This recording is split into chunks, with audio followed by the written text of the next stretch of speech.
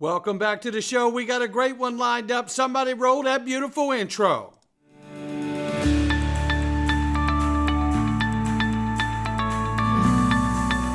Digital Perspectives with Brad Kimes. Come on in.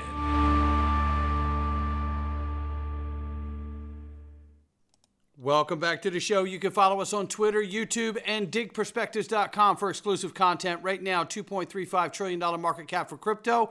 The market is off by 1.8%. Right now, Bitcoin, 63,900 plus. Go Bitcoin. And Ethereum, 2,700, breaking out of that $2,400, $2,600 little window it's been stuck in. $117.9 billion market cap plus for USD Tether. USDC is back at the number 6 spot, $34 billion plus market cap. XRP at the number 7, 60 cents, ladies and gentlemen. Now we're off by 3.3 in the 24, up by 5.3 on the 7-day. Range of price between 60 and 63 cents. Now remember, getting above 64 cents is a key breakthrough, as well as the 70, 75 cent range. And then the technical analysts say, forget about it. Forget about it. All the big numbers are coming. We get up above that. So that's where I'm looking for. And here we see 100 million USD Tether transferred from Bitfinex to the Tether Treasury. So keep an eye on it. When we see Tether printed, we usually see price of Bitcoin go up, which is exactly what we saw after 1 billion Tether were printed just a few days ago. And here we see this as a reminder here. Ripple document shows XRP is the real digital gold for banks. And I think this is absolutely spot on. Shout out to Black Swan Capitalist. They're on the show on the Weekend Review. And Bond Crip, digital asset advocate, who's an OG in this space. Give them both a follow. I set the tone for that because over the years on the channel, we have talked about FSOC, which is the Financial Stability Oversight Council. So stay with me here. I want to set this to remind everybody that sometimes it's good to go back and look at, because we speculate a lot here. So some stuff sticks to the wall and some stuff doesn't. So this is a good time right here to really understand where we are today and just how much it's lined up with our conversations and speculation from the past. Let's listen to this clip here from Representative French Hill about the United States Treasury Janet Yellen and FSOC, the Financial Stability Oversight Council, which I remind new people coming in here, has the ability to write regulations without the approval of Congress. Yeah. The FSOC Stability Oversight Council is, in fact, a combination of all the agencies, the market regulator agencies, as well as the prudential regulators, right?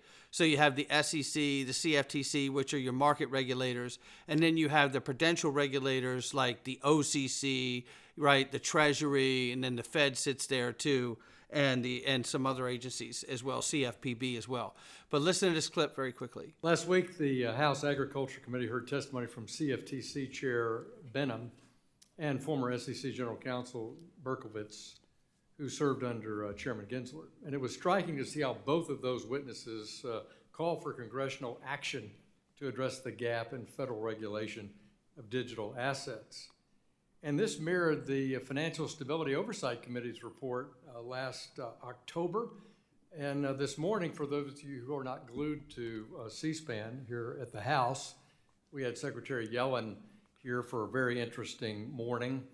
And she also suggested that she stood by that FSOC report calling for a comprehensive regulatory framework for digital assets. And she said, and I just would quote it for this hearing, "We'd like to see your regulatory framework over those markets and their gaps in regulations. I would point out specifically stable coins. And I do believe we need a comprehensive federal prudential framework and would be pleased to work with you and the Congress to develop such a framework." So there you have it. Now, in order to cover the gaps, she said, in crypto regulation for these assets, Gary Gensler is a part of the Financial Stability Oversight Council. And this is why I always say, that all of this is theater, right? Like Shakespeare. Because Gensler's saying that there's clear rules of the road, but Gensler's also a member of FSOC. which is crafting regulations to cover the gap for crypto assets that Gary Gensler says there is none.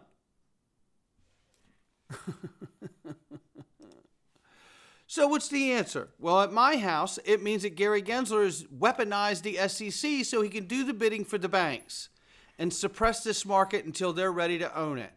And then it looks like FSOC has come up with the way that they could do that. If they reclassify cryptos as currencies, it'll fall under the Bank Secrecy Act, and voila. FSOC has done their job.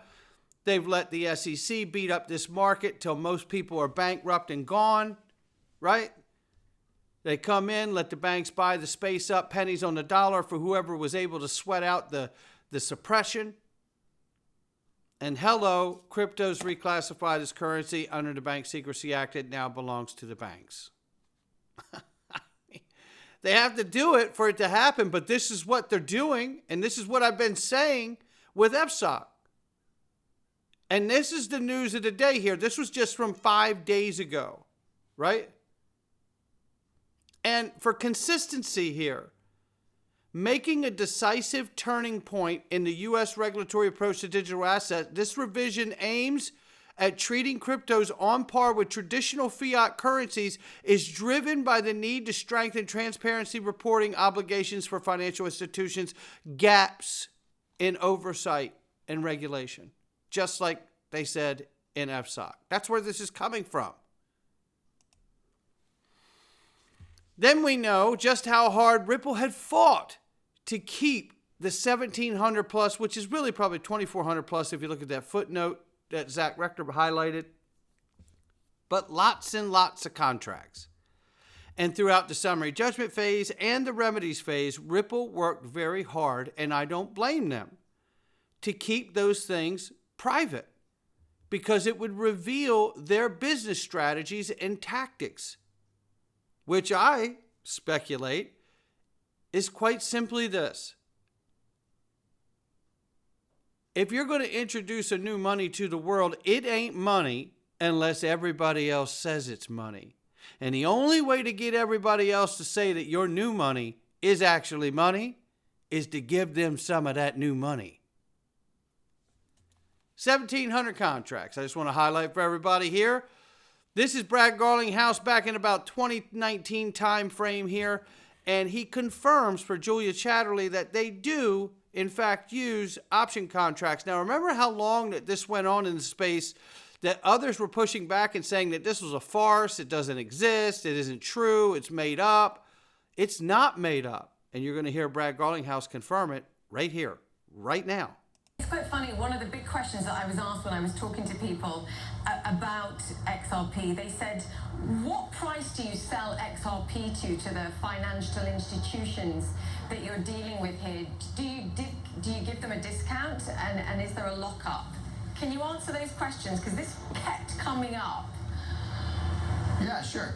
So, let's use MoneyGram as the example. When MoneyGram is moving money from US dollar to Mexican peso, they're buying at market. They're not, there's no special sweetheart deal there. There are times when we work with institutional investors who might say, hey, we want to buy $10 million of XRP, and we would have lockups that would prevent them from dumping. We don't want some other party buying a whole lot of XRP and dumping it on the market. And so we would hypothetically have restrictions about what they could sell and what, how often. And usually those are based upon volume in the market. Listen. Yes, you might give them it slightly cheaper, but you say to them, hey, you're not allowed to sell it for 6 months, let's say, or a year. Yeah, correct. That's basically correct. There you have it. So that's the admission of option contracts right there. And that's, I believe, is in direct connection with what we understand about the 1,700 contracts, as well as this is. R3's Ripple settlement back in 2020.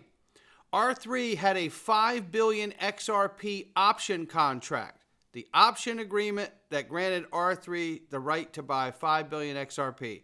They settled out of court for undisclosed amount because R3 didn't live up to their end of the bargain. But the reality is that if you believe that there is no pre-allocation, then you believe that Brad Garlinghouse is lying in that video, and I don't. And you also believe that this never happened with R3. And then you would also have to believe that only R3 was smart enough to do this, but not Bank of America, not PNC, not the central banks of all the other countries in the world that Ripple's working with, just R3. It doesn't add up, right? Because again, if you're going to introduce a new money inside the system that's supposed to be a complement, then compliment me by giving me some, right? Because that's the way it works, I believe. And then you have to have these restrictions put in place, which I believe was smart of Ripple to do, to make sure that they can't dump on the market should they accept this form of new money. You put restrictions in place so they can't disadvantage or harm the introduction of the said new money, especially before we even have the regulations we need. Now we know we have very soon coming up here is Ripple Swell in October. This could be where we see the launch of the real USD. It could be beforehand. I welcome it today even. But, obviously we have to wait till it's time and it's been given all the regulatory approvals. But it's coming, and it's coming very soon. And that is super exciting.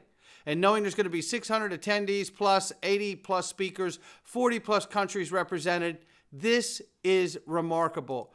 I want to highlight once again, look at who's going to be there. Former FDIC founding chair of Systemic Risk Council. I've often said that I believe that XRP, once you find it and you start to understand its role to complement the financial system, they would never introduce a new money, a new asset like this to the financial system unless there was a problem needed to be solved. If it's 65 and sunny, there's no need for a problem solved. It's beautiful out, right? However, I happen to feel, my oldest brother and I, have always felt since we found this back in 2017 that this would be a bittersweet moment when XRP gets its day in the sun, because it would be introduced at the time to help aid and save and rebuild and reignite and relaunch a new digital economy and the economy itself, because it's going to be converted. But the FDIC for Systemic Risk Council is going to be there. Adrian Harris from the New York State Department of Financial Services, which delisted XRP after it got the positive summary judgment ruling. And now they're going to be there speaking. Of course, Brad's going to be there. Chief Security Officer of Coinbase. Look how far we've come, right? They even put XRP back on the platform.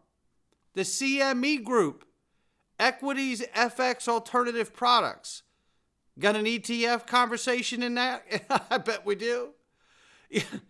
Francisco Morado, Global Head of Blockchain and Digital Assets for BBVA. Come on in. I mean, the list goes on and on. Obviously, Monica Long, can't wait to hear what she says, right? This is going to be remarkable. Revolut, Lead Bank, MoonPay, Blockchain Association. Are you kidding me?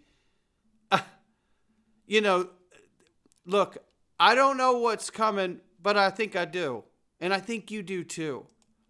And it's an American bank. It's a U.S. bank. When we get this legislation that we need, it's an American bank coming. PNC was the first Ripple partner and U.S. American bank. Bank of America is a major partner of Ripple. And remember, at last year's Swell, Nick Burafedo got this comment from Brad Garlinghouse. I'm going to take you through my notes from the day. It's quite loud in here, so I apologize. First thing is, I met with Brad Garlinghouse face-to-face, and Brad was so confident. He's got an air of confidence about him that's unbelievable. I met Brad first in 2019 back in Singapore, and he's even more confident today than he was back then. He made it clear that they're ready to settle with the SEC as long as they can get clarity on XRP. I asked him if American companies were waiting on the sidelines to jump in the game once clarity happens, and he said absolutely.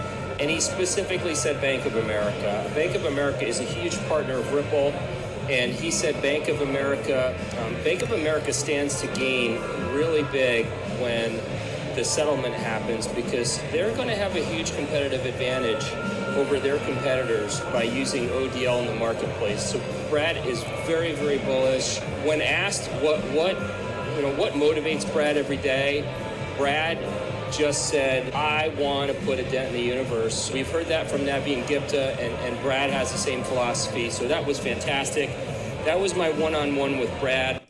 And there you have it right there. And shout out to Nick for that. Look, this is super exciting here. We can only guess where this is going to go once we get legislation, right? And we can't forget a few things like what Nick brought up here.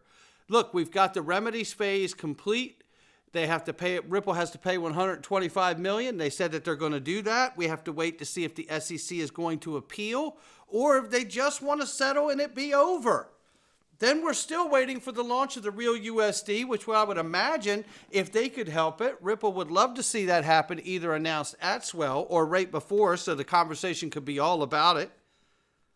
Then we need crypto legislation, which looks highly likely we're going to get by the end of the year. And oh, don't forget about the 3 rate cuts in September, right? Starting in September, which is just a few days away. Wow. Super exciting, ladies and gentlemen. Now I'm going to leave it right there. I hope everybody has a great, happy Sunday with family, friends, or just chilling by yourself if you need it. Some people need some time alone. You know what I mean? Some solitude. I know how that goes. Listen, that's going to do it for me. Not financial advice from me or anyone else. I do want to thank everybody that allows me to be in their life and for you listening to the content. I'm super grateful. And grateful is not something that you just say. It's something that's felt. And I feel it every single day. And I want to thank each and every one of you. Not financial advice from me or anyone else. I'll catch all of you on the next one.